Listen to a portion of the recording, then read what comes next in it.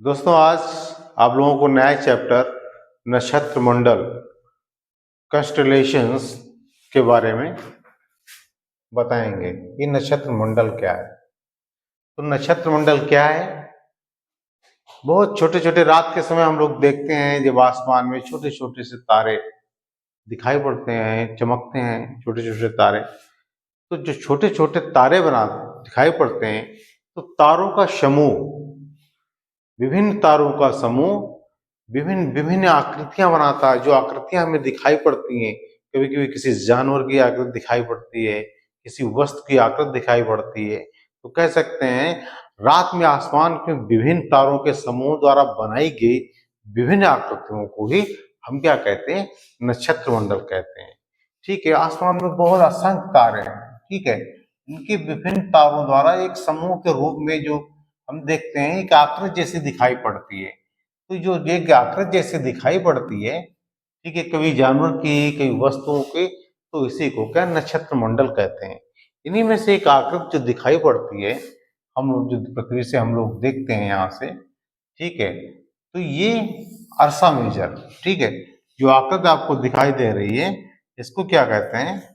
अर्सा major. ठीक है, अर्सा major कहते हैं या बिग बियर भी कहते हैं। ठीक है, कि बिग बियर इसलिए कहते हैं, देखिए आप आभासी तरीके से इसको देखिएगा तो आभासी तरीके से एक भालू जैसी तस्वीर दिखाई पड़ रही होगी। ठीक है, तो इसको बिग बियर भी कहते हैं। ठीक है, अब ये जो स्टार सात जो इधर जो चमक रहे हैं, आप हमें जो हमेशा चमकते दिखाई देंगे आपको एक निश्चित दिशा में, हमेशा चमकते हुए 7 स्टार जो दिख रहे हैं, जो 7 स्टार दिख रहे हैं, इसी को सप्तऋषि तारा, हिंदू मान्यताओं में इसे सप्तऋषि तारा कहते हैं, और यूनानी लैंग्वेज इसको इसमें इसमें स्मॉल बियर कहते हैं।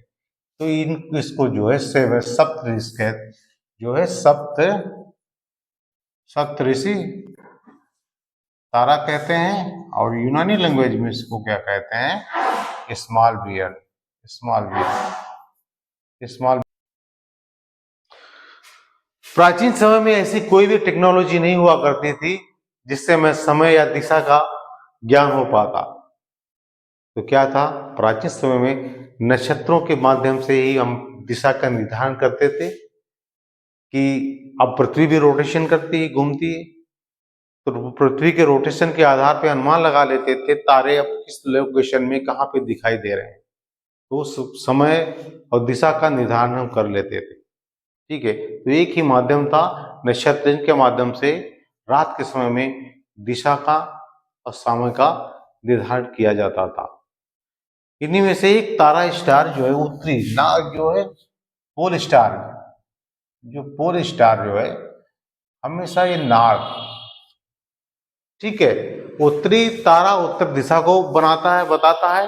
जो उत्तरी तारा जो है उत्तरी दिशा को ही बताता है। इसी को हम ध्रुव तारा भी कहते हैं, या पोल स्टार भी कहते हैं। ठीक है, आपको जो मेन मेन पॉइंट है वो आपको नोट करा दें जो एग्जाम में पूछे गए हैं। ठीक है, अब जो आप इससे नोट्स भी बना सकते हैं। ठीक है, 2-4 पॉइंट इससे संबंधित हैं और इससे क्वेश्चन अक्सर बनते हैं। ठीक है, तो पहला पॉइंट है रात्रि के समय तारों के समूह से जो आकृति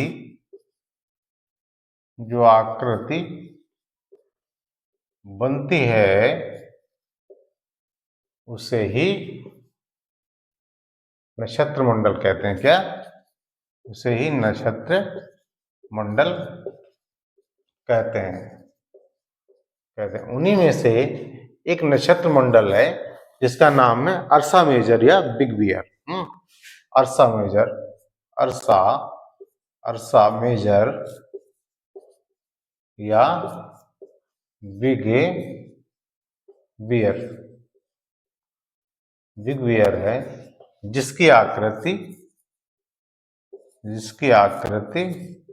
भालू जैसी है। ठीक है, इसकी आकृति कैसी है?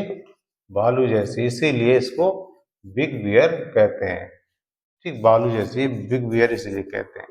यानी इसी के अंतर्गत जो जो स्टार सेवन जो है, जो हमको हमेशा चमकते हुए दिखाई देते हैं, इसे सप्त ऋषि, सप्त हिंदू मान्यताओं में इसे सप्त ऋषि तारा या स्मॉल वियर, ठीक है, या स्मॉल वियर वियर कहा जाता है, ठीक है, कहा जाता है।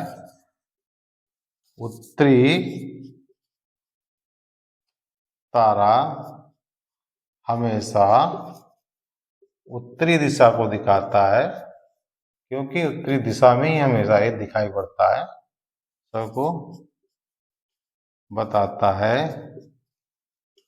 इसलिए ही इसको उत्तरी ध्रुव तारा कहते हैं, इसलिए इसे उत्तरी ध्रुव तारा भी कहते हैं, ठीक है, तारा भी कहते हैं। कई बार सीटेट यूपीटेट में एग्जाम में जो है एक क्वेश्चन आया हुआ है कि ध्रुव तारा किस दिशा में दिखाई पड़ता है, तो ध्रुव तारा हमेशा उत्तर दिशा में दिखाई